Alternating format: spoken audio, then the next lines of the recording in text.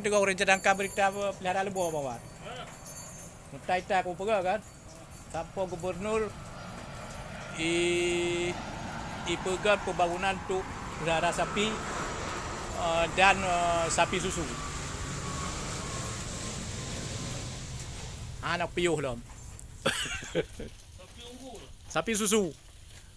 Sampai orang Aceh hidup susu. Pajuh silum, pajuh makan daging. Anak piuh kan.